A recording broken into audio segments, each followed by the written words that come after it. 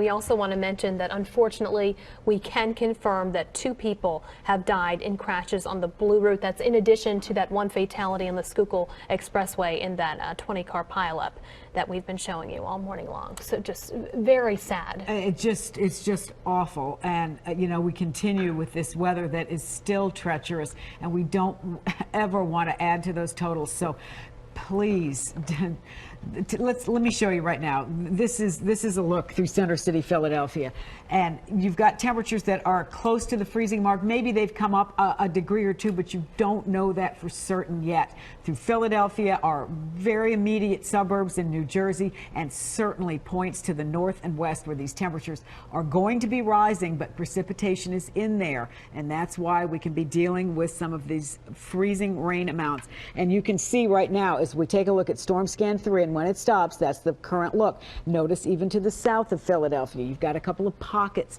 possibly of freezing rain. You've got bridges and ramps and overpasses and that sort of thing where the air can get underneath, and that's where you may be finding these surfaces frozen for even longer. And it can take, you know, the second it hits 33 degrees, it doesn't mean that everything melts. It can take a while on these paved surfaces, as you know, for the temperatures to finally start to work at the ice that may have just been ground down and layer upon layer, and now you've got a coating of ice, but it's got several layers to it. It takes a while to break through those layers for them to start to melt. So that's why, even though if you're just seeing the rain, if you're anywhere near the Philadelphia area, if you're not at the shore or southern Delaware, I would be really careful about going out there this morning. Now notice through Allentown and Reading, and these are the areas that we are looking at still, the precipitation coming into temperatures that are below the freezing mark. Those are areas. This is a rolling problem. Anything, this is if your car is rolling, you may be having a problem. This precipitation is rolling as well, and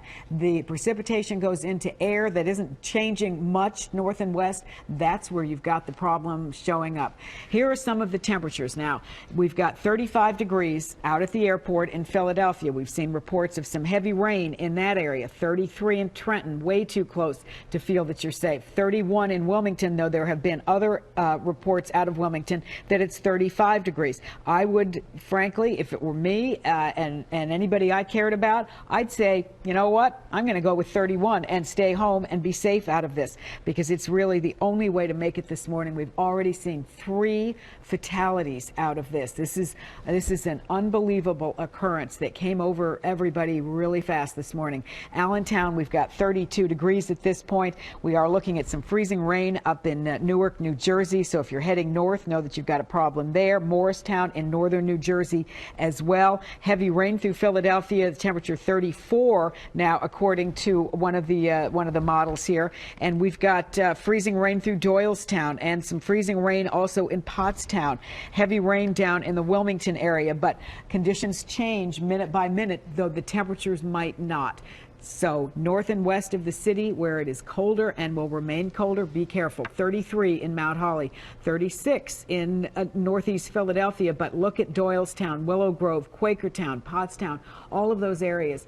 Below freezing, the ground temperature can be even a degree or 2 colder than that, and then you've got a problem.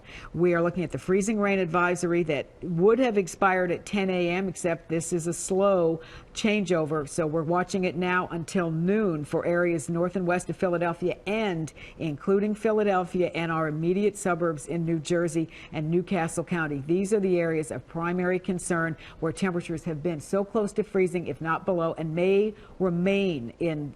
You know how a slight elevation change can change your temperature. So depending on where you are, you're going to be finding temperatures that are more or less than that 32-degree range. If you head into deep South Jersey, into southern Delaware, you should be fine. The temperatures are in the 40s there, but they are too close for comfort areas to the north, and that will remain till about noon. I want to show you another view here. This is Storm Scan 3, and you can see as it moves through the area, we've got the rain to the south, but you may be finding those pockets to the north. I'd be careful on the turnpikes, on 295, I-95, the Schuylkill Expressway, any of these roads, Broad Street heading up towards Jenkintown. I would just be careful on all of the roads through the area. Future weather is saying, and it's not always right. I'm the first one to call these the computer models out when they're not keeping up, and this one may not be keeping up. I think the guidance that you can take from this, and that's all you can take, is that there should be by this afternoon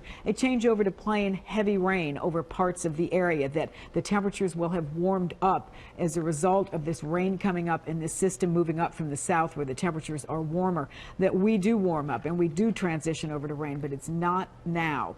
It is coming later, and the farther north and west you are, it comes later than that. 3 o'clock this afternoon, the rain moves off the coast for some. Then do we see a little follow-up? Just a reminder that it's still wet out there. We could. 4 o'clock this afternoon, another batch of rain showers could come through. The temperature should be high enough at that point. But when temperatures start to drop tonight, this is a look at midnight tonight. Notice even north of the Poconos, and it could be other places. If you've got a puddle laying around and temperatures are dropping to the freezing mark, as they can and should be through Philadelphia, you could have a refreeze problem. We're not looking for a giant one, but it doesn't matter. If you've got a thin glaze in just that one spot on that one road and that car goes out of control and you happen to be near it, you're a problem, and it's going to be a problem. So by tomorrow, things look okay.